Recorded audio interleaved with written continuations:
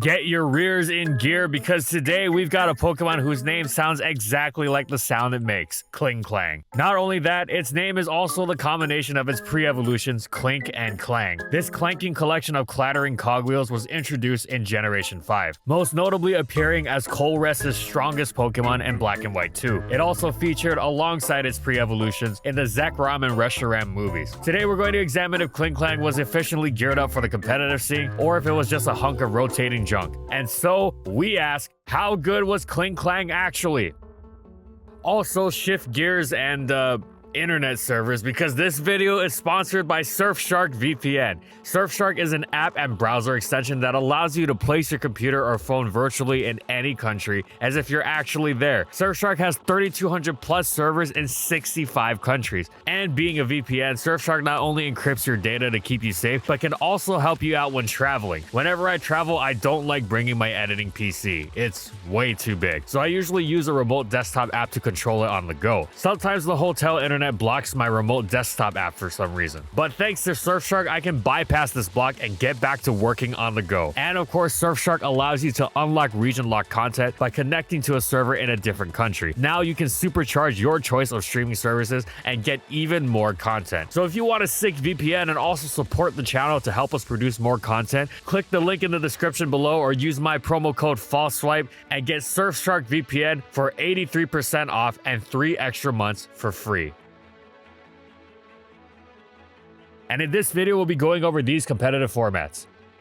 When Generation 5 came out, Klinklang drew comparisons to Metagross. With its focus on physical Steel-type offense, it seemed like it would be a lower-tier version of the OU Titan. While Steel's loaded list of resistances and high bulk has always made them effortlessly excellent defensively, the same has not been the case on the offensive side of the spectrum. Steel is not very spammable offensively, as the types that resist it, fire, water, electric, and of course Steel itself, are incredibly common. Furthermore, Steel stab moves don't tend to have crushing one-hit KO base power against neutral targets. You need a huge attacking stat for that. Again, see Metagross. However, Klinklang rose to meet these challenges with aplomb. It had plenty of excellent traits. Its disappointing base 60 HP was assuaged greatly by a strong base 85 special defense and a tremendous base 115 defense, which meant it was quite the hit taker for an offensively leaning Pokemon. It's tougher to deal with an offensive Pokemon that can take counterattacks aplenty. Plus, its great defensive profile would give it plenty in the way of setup opportunities. Setup, you say? Why yes, Klinklang's base 100 attack had the potential to be underwhelming, even in the lower tiers, but it wound up doing the job just fine and then some once it was boosted. Klinklang's boosting move Shift Gear was absolutely amazing. It had the speed doubling effect of agility, but also boosted its attack by 1. This was especially valuable since, unlike most Steels, Klinklang wasn't slow at all. At base 90, it was positively zippy, and thus outspeeding it with Choice Scarfers after a boost was out of the picture. Finally, its Steel stab was fantastic. Gear Grind had 50 base power but hit twice in one turn, meaning it was actually 100, and that meant it was just as powerful as pre-Gen 6 Meteor Mash. Oh, and since Gear Grind hit twice in one turn, it was effectively a Meteor Mash that could bypass the likes of Substitute, Sturdy, and Focus Sash, and had extra chances to score a devastating critical hit. Of course, it wasn't all rosy. It could also get hit twice by Rocky Helmet, and its 85% meant it risked following in the tradition of that other strong Steel stab, which had earned the nickname Meteor Miss. But Klinklang was well equipped to find lower tier success, especially because it also had an excellent coverage move in Wild Charge, smashing Steel resistant waters for super effective damage while providing neutral coverage against opposing Steels too. Of course, Return, while lacking in super effective coverage, was also an excellent move for its neutral power, letting Klinklang smash through fires more easily. So how did Klinklang perform in practice? Well, its stat spread was still a little too low for UU, but it really hit its stride and established an excellent niche for itself as one of the scariest late game sweepers in RU. It wouldn't be ripping through healthy teams on its own, but its commanding mix of power, bulk, and speed meant it had the capacity to take over battles once the opposing team had been softened up. Its greatest wall was Steelix, which completely stuffed it, but luring it in and weakening it is what Klinklang's teammates were for, and it wasn't exactly a difficult or unreasonable task given how many different Pokemon Steelix was also tasked with handling. Other than that, it was quite difficult to truly hard counter Klinklang, and especially punishing detail given how badly it pulverized so many of the rest most of the tier's defensive staples. Bulky Waters got absolutely trounced, while Pharisee was completely hapless once Klinklang substitute and guarded itself against Leech Seed, just as it guarded itself from Scald Burns against the likes of Quillfish and Alomomola. Ironically, offensive teams without true walls that packed the likes of Magneton or Aggron were actually better off against Klinklang, but offensive teams without them were absolutely throttled. It was made even scarier by the fact that Klinklang only needed 156 speed EVs to outrun Scarf Manectric after a shift gear boost, leaving it plenty of investment in bulk to make revenge killing it even more challenging. The downside of Klinklang was that since it really wanted to preserve its health for when it would go for a sweep, it wouldn't want to switch in much early in the game, meaning its team had to compensate for a general lack of defensive utility in that slot. But it was worth the effort when the opposing team was weakened and Klinklang got one of those opportunities that were so easy to come by for it, nigh effortlessly cementing the win with that unmatched speed and fierce power. Like a Dragon Dance sweeper you couldn't stop with a Choice Scarfer, it was nearly impossible, gear grind accuracy willing. And so Klinklang was an excellent Pokemon and defining sweeper in Generation 5 RU.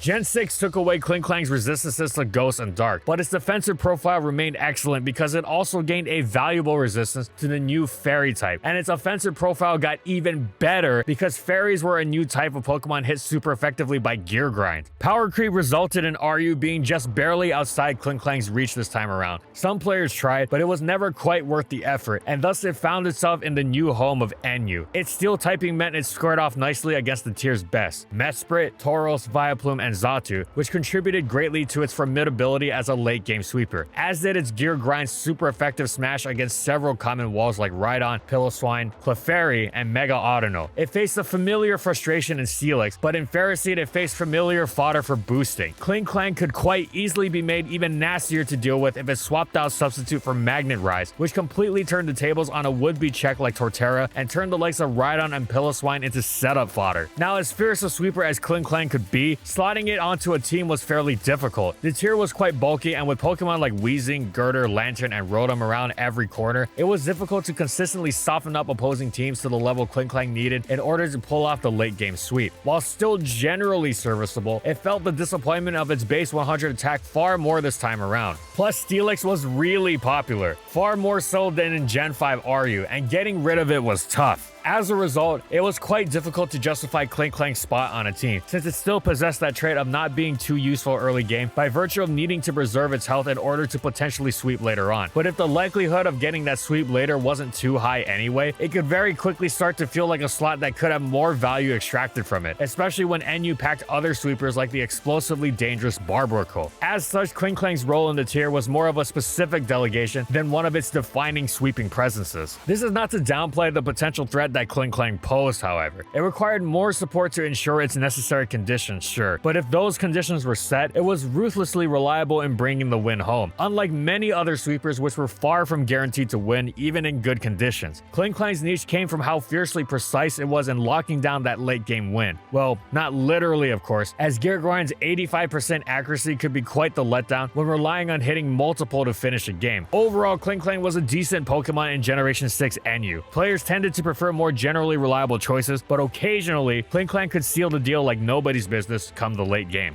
There was fierce excitement for Klinklang in Generation 7, as Z-moves were the perfect addition for its playstyle. The huge burst in power would add another key weapon to its sweeping potential, showing up the occasional frustration of its base 100 attack and demanding the opponent stay even healthier to withstand its hits. Plus, the very presence of Z-moves effectively made Klinklang more dangerous before the opponent was even alert to which it was. After all, depending on which move it chose to boost, checking Klinklang would require very different answers, since it could go with the Electrium Z boosting Wild Charge into Gigavolt Havoc, or Normalium Z boosting Return into Breakneck Blitz. Plus, if it went with the standard option of Steelium Z boosting Gear Grind into Corkscrew Crash, it could potentially overwhelm the opponent through the sheer power of a Stab Z move. And as a nice bonus, Corkscrew Crash even came with the benefit of offsetting Gear Grind's trolly accuracy. At first, Klinklang wound up in PU, thank goodness, not having to deal with the power crept NU. But that didn't last because it absolutely shredded the tier, which was far too frail to withstand its boosted assault. The question of what would Klinklang look like in a lower tier without Steelix was finally answered. Klinklang was banned so quickly in such an early stage of PU's existence that it almost wasn't in the tier at all. This, at least, was a win already by the time Klinklang returned to NU, still with so much potential, and while they're not delivering on it at all. Why, you ask, could such sadness come to pass? Well, because once again, Steelix was in the tier, and it was even better and more popular than in the previous generation. It was one of the top 5 best Pokemon in the entire metagame, which meant it got spammed a lot. If Klinklang had only needed Steelix weakened to say a third of its health or so, that'd be one thing, but it needed Steelix outright KO'd or left barely hanging on in, preferably the single digits, which was a tall ask against a Pokemon that was used precisely because it so reliably stonewalled such a huge portion of the metagame. There was another Pokemon too that was top 5, Heliolisk, which resisted Gear Grind and was immune to Wild Charge, forcing Klinklang to use Return and thus give up a utility move or Wild Charge coverage, each of which were important, as having 4-slot move syndrome on top of its pre-existing problems was just too much. It didn't help that Incineroar was absolutely everywhere. Yeah, Klinklang's clear body made it Intimidate proof, but Incineroar was naturally bulky enough to take its hits and slammed it in return. When 3 of the top 5 pokes dominate you so hard, you're gonna have a bad time, and that's exactly what happened to Klinklang. Forget the fact that other excellent Pokemon like Weezing, Cybertron, and especially Togedemaru also made any sweeping attempts nightmarish for it. Overall, Gen 7 delivered a win for Klinklang in its decisively quick ban from PU, but then threw it into an awful mediocrity that was its stint in NU.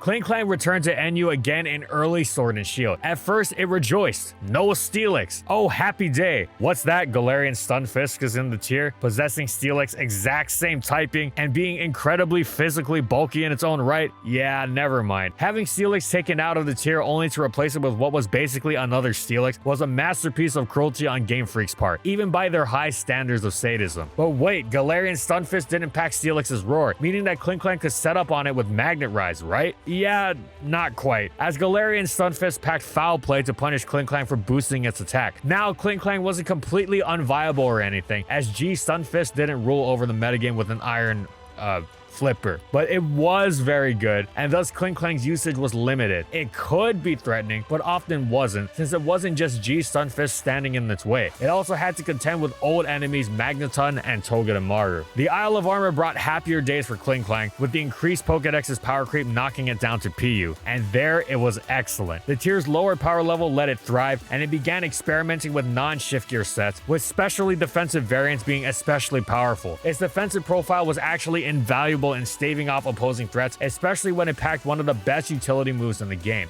Volt Switch. This meant it could switch in, stave off an opposing Pokemon, force it out, and take advantage of that forced switch with Volt Switch to freely bring in a threatening teammate of its own. However, it was as a sweeper that Klinklang really established its place in the tier, so much so that, after a while, the player base began complaining that it was overbearing. The issue was that Klinklang beat so many Pokemon so easily, with even checks having the nasty tendency to falter against its bulk and repeated boosts, that team building in the tier became warped around the arduous task of stopping Klinklang. What made Klinklang especially nasty this time around was how it used Toxic to ruin checks like Stunfisk. Then it could use Protect or Substitute in the last slot. That's how good Gear Grind was as a mono-attacking stab in the PU meta. This also meant Klinklang didn't have to wait until the end of the game to pop up, as opposed to previous generations. It could switch in early, using that great defensive profile and threaten with Toxic. Klinklang would outlast his few answers and then sweep everything else. Its effect on the metagame, both in the team building stage and to play against in battle, was horribly unhealthy, and thus Klinklang received its second ban from PU. Sadly, Gen 8 ended on a down note for Klinklang. The Crown Tundra came around, unleashing Gen 8's strongest metagames yet, and the result was Klinklang not even being able to find a niche in PU, tumbling to untiered status instead. It could have been worse, of course, but it makes you realize that maybe Game Freak could stand to improve its move pool just a little bit. And that's it. So how good was Klinklang actually? Well, it's been a lower tier staple since its inception, using its signature gears to grind out its niche of terrifying late game sweeper, as its setup move basically combines agility and Dragon Dance. It's got its issues, of course, a less than stellar attack stat, a sparse move pool, and a deep hatred for Steelix, whose presence in its tiers it's rarely been able to escape from, which has led to some thoroughly unremarkable showings. However, balancing this out is Klinklang's having been banned from PU for dominating the tier twice, as well as has its excellent turn in its debut generation's RU, and it's never been much of a VGC Pokemon, not too strong and not much in way of utility. That said, we hope to see it receive some type of buff when Game Freak remakes Generation 5. Thanks for watching, everyone, and as always, if you liked the video and you want to see more, be sure to subscribe to False Swipe Gaming for more weekly Pokemon content, and in the comments I want to know, what do you think about competitive Klinklang? What type of buffs would you give it to have it at least be NU? Whatever it is, let me know in the comments, and thank you so much to our patrons for continued support of our videos, and thank you to everyone else watching as well.